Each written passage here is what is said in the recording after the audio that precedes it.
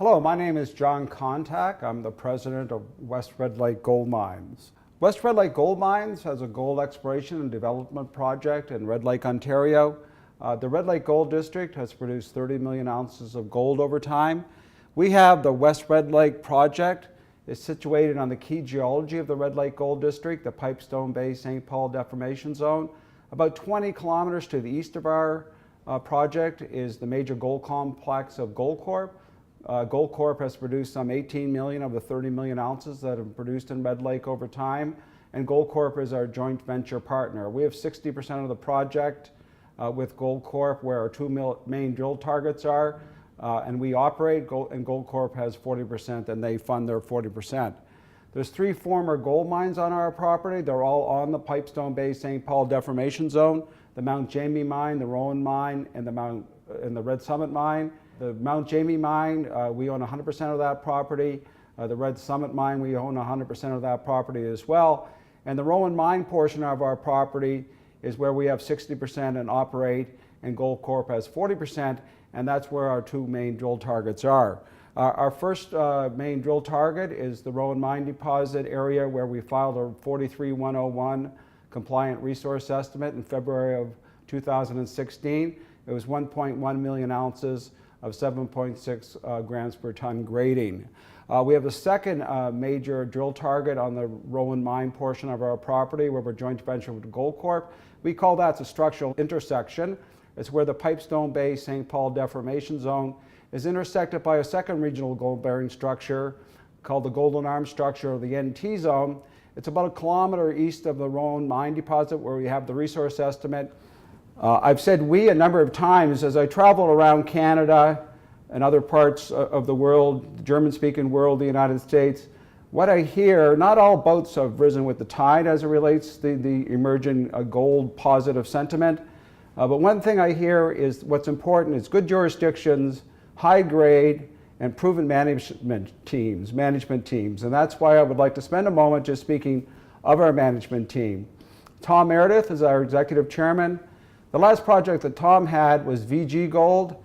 That was a Timmins gold exploration and development project. So this is the type of thing we've done before in gold exploration and development in Ontario.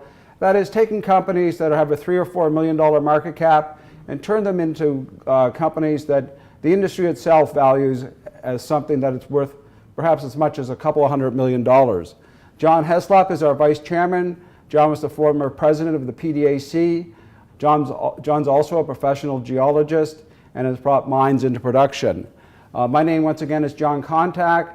The last company that I was a president of was Victory Gold Mines. That had an open pit on the east side of Timmins. We developed that project and sold it to Northern Gold Mining, and it's now part of the Osisko Mining package of properties. So once again, we've taken gold projects that had small resource numbers, small market caps, as public vehicles, and have built them up into 43101 resource estimates and sold them within the gold industry. Ken Guy is our exploration manager. Ken has made a career of drilling out gold deposits in that Archean greenstone geology in Northern Ontario. He was the exploration manager for Tom on the Lexington VG story, and for Tom and myself on the Victory Gold Mine story. Dan Crandall, a young CFO here in Toronto with experience in public vehicles in the resource sector. And Michael Dane, our final director, he was a senior exploration geologist with Goldcorp. And it was Michael who brought these claims to us some time ago, knowing that Goldcorp wanted a quality junior company to explore and develop the claims and develop those claims with them. Spending a moment on the market capitalization, we have 106 million shares outstanding. We have 2 major institutional shareholders who have backed us through the bear markets recently and have allowed us to keep the drill turning. Between them, they have about 38% of our stock. Tom Meredith and I, we have no options. We're common shareholders like everyone else. So if the project works out for the common shareholders, it works out for the management team as well. So there you see on the Red Lake, Ontario, with the red dot, it's about 60 kilometers from east of the Manitoba border, a world-class gold district by any standard, having produced 30 million ounces over time, about 18 million ounces of which have been produced by our joint venture partner, Goldcorp. Here's a closer look at the Red Lake Gold District. On the left, that being the west side, you can see the outline in red of our 3,100 hectare West Red Lake project property. The 3 stars on the property are the former gold mines, the Mount Jamie mine, the Rowan mine, and the Red Summit mine. Going through the 3,100 hectare property, you can see the Pipestone Bay St. Paul Deformation Zone, the major west-east trending structure in the Red Lake Gold District. And you can also see trending from the southwest to the northeast, the Golden Arm structure and the subparallel and T-zone that intersects the east-west trending structure about a kilometer east of the Rowan mine where the resource estimate is, and that provides a major drill target, that being the type of regional intersection of 2 regional gold-bearing structures that has produced the major gold complex of Goldcorp. Speaking of the major gold complex of Goldcorp, if you go 20 kilometers to the east of our property, you can see the Red Lake mine, the Kuchiner mine, and the Campbell mine. This is the complex that's produced about 18 million of the 30 million ounces of gold that have come out of the Red Lake Gold District.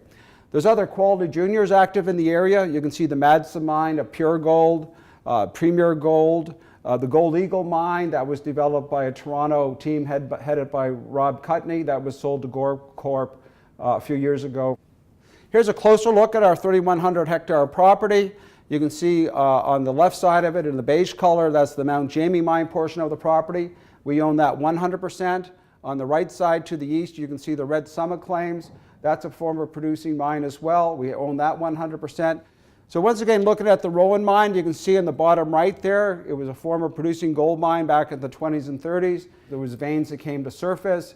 They would follow those veins into the ground either until the grade decreased or the price of gold went down.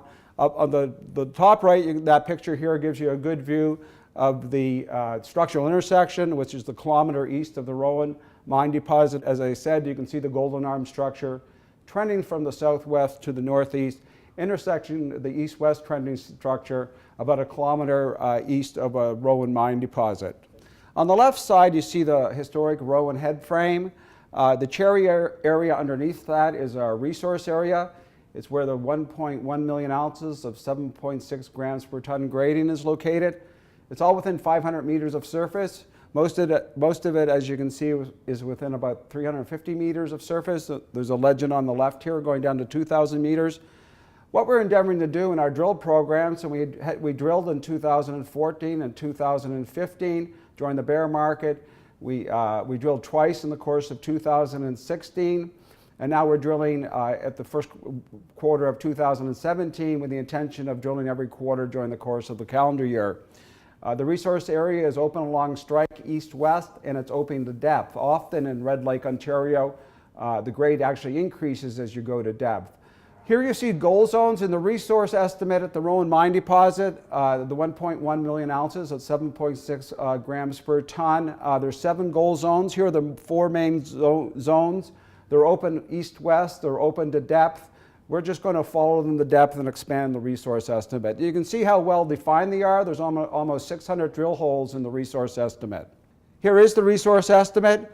7.6 grams per ton of 1.1 million ounces of gold. That's with a 3-gram cutoff. If you go to the top row of the bottom chart, you can see with a 5-gram cutoff, you crush a lot less rock. It's 2.6 million metric tons.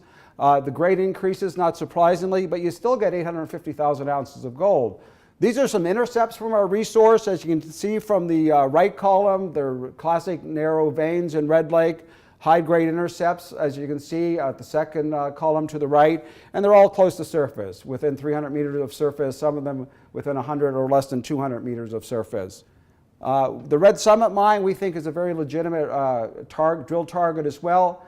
I would put that number 3 right now in our priority, with expanding the resource estimate number 1, exploring the structural intersection number 2, and the Red Summit mine, former producing, high-grade, 14 gram per ton type ore. But third in our preference now, although we own 100%. I would say the same thing about the Mount Jamie mine. It's a former producing mine, high grade. It has a shaft just like the Red Summit mine and the Rowan mine. But right now I'd put that 3rd and 4th along with the Red Summit mine behind our first 2 drill targets.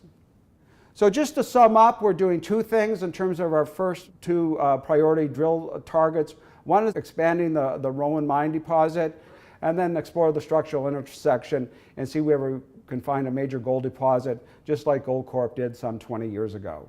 Thank you.